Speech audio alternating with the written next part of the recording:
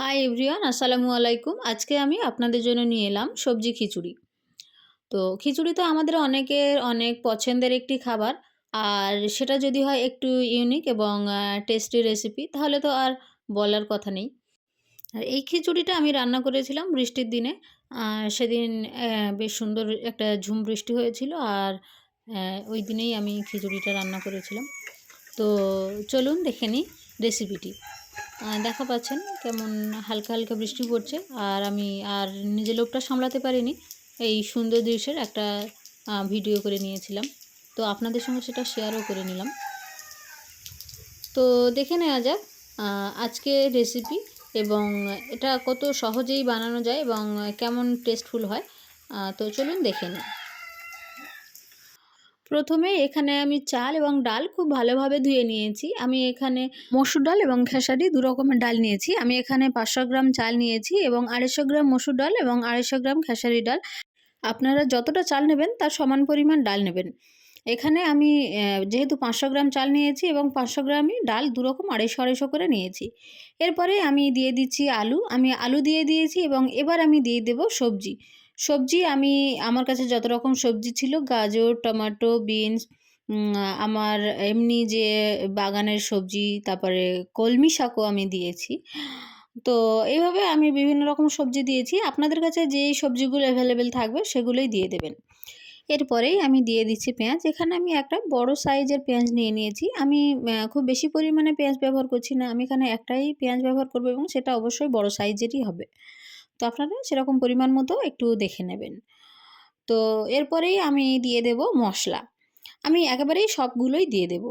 এখন আমি দিয়ে দিচ্ছি 1 টেবিল স্পুন হলুদ গুঁড়ো, 1 টেবিল স্পুন দেব লঙ্কার গুঁড়ো, আর এরপরে দেব লবণ। লবণটা অবশ্যই আপনারা সবাই নিজের স্বাদ মতো দেবেন।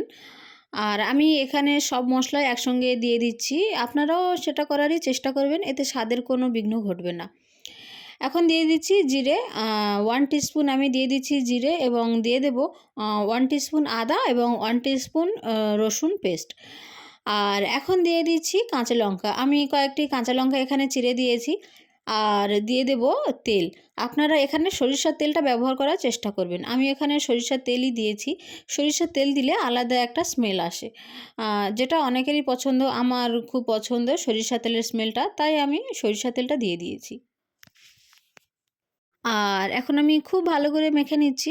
আমি সবগুলো মশলা একসঙ্গে, তেল, সব কিছু দিয়ে দিয়েছি এবং এবার খুব ভালোভাবে মেখে নেব। আপনারা মাখাটা একটু ভালোভাবে ধৈর্য নিয়ে একটু বেশিক্ষণ ধরেই করবেন। যত সুন্দরভাবে মাখতে পারবেন ততই টেস্টফুল হবে।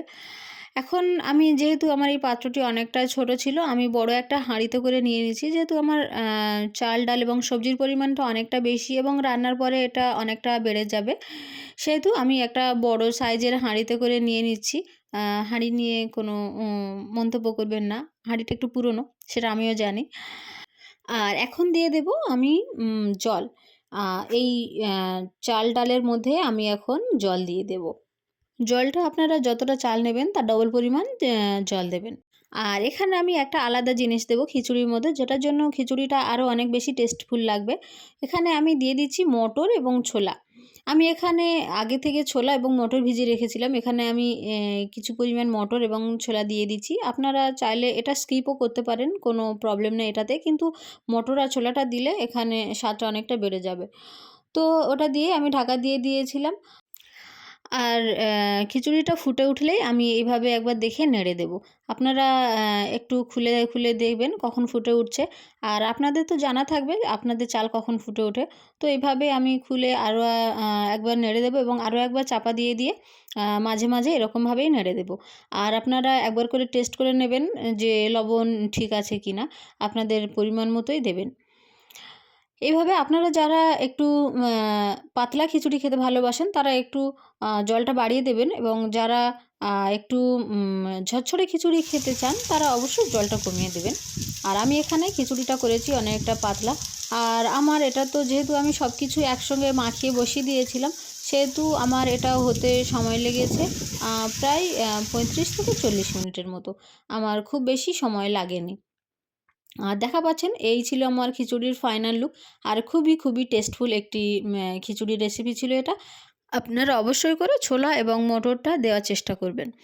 তবে যারা পছন্দ করেন না সেটা আলাদা কথা। তো এই ছিল আমার আজকের সবচেয়ে সহজ এবং টেস্টফুল রেসিপি খিচুড়ি।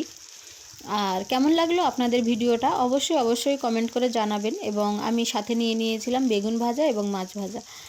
ভিডিওটি ভালো লাগলে অবশ্যই লাইক করবেন এবং কমেন্ট করে জানাবেন যে রেসিপিটি কেমন ছিল।